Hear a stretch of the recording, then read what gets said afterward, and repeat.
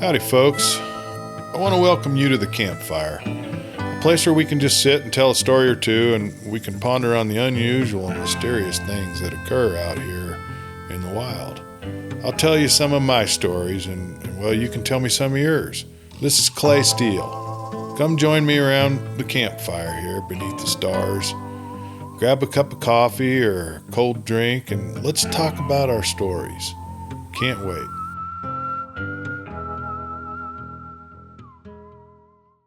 Howdy, friends. Glad you're here. I just put some wood on, so we'll be able to sit for a while and enjoy this here campfire. I know you're here for a story, and I've got one. I'm glad you enjoy these stories we tell, and I got to tell you, I enjoy telling them. This must be in our DNA, to share time and conversation with each other, while all of us is lost in our own thoughts, and that's kind of what tonight's story is about. It's about an older gentleman. He's in his last days and a special friend that enjoyed his company. This man, really his name was Sherm Lassett. He lived to a ripe old age. Well, the whole time, life gave him every opportunity to quit. It was rough. He was born at a time when just surviving was a feat. The government didn't take care of people back then like now. He was born to parents that farmed and ranched and barely made a living. Every spring, your cattle calved all around the clock, and you're basically out with them day and night. Then you grew and cut hay to be put up to feed your cattle in the winter.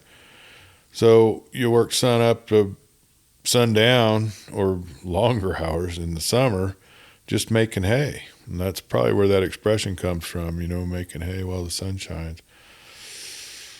Life was pretty much labor. That was it. Wasn't much fun. Then along came the war, when he was fighting in the Pacific, going from island to island to stop the invaders. That was dangerous as hell, too. He survived all that. By all accounts, he lived a full and successful life. In his later years, he found himself alone. It didn't really bother him. He was always at peace, even by himself. But like most of us, he enjoyed company. He liked to sit and laugh with, and sometimes just sit quietly and share the time.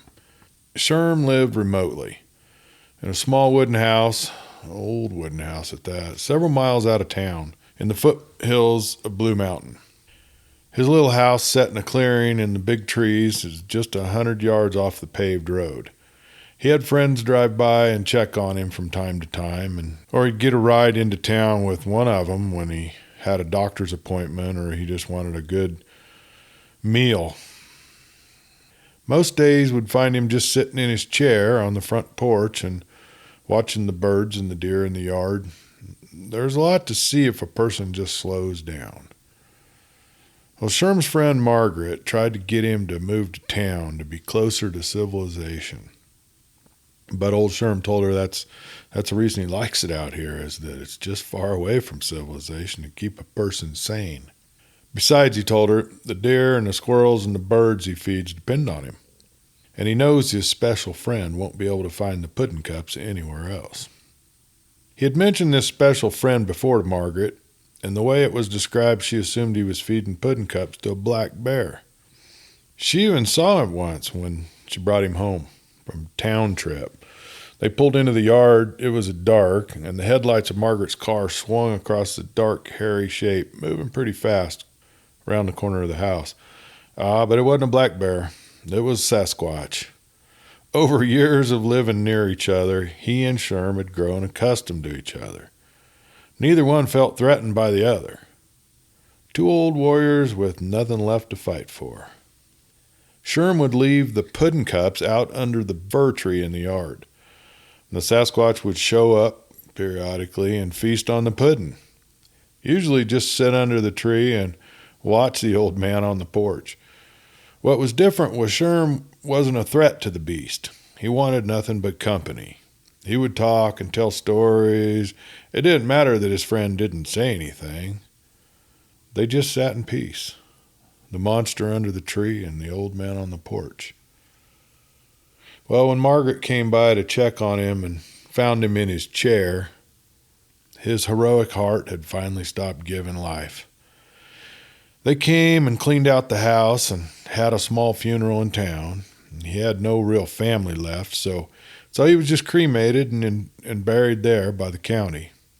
And when the bulldozer operator was there to push that little old house down to make room for a modern cabin, he noticed the enormous pile of empty pudding cups under a fir tree on the edge of the yard.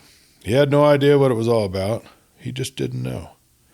The bond that forms when we share stories of our experiences, it spreads peace and it tames the beast. Well, folks, I look forward to the next time you can come and share the campfire with me, and we can tell some more stories. Till then, this is Clay Steele. Good night.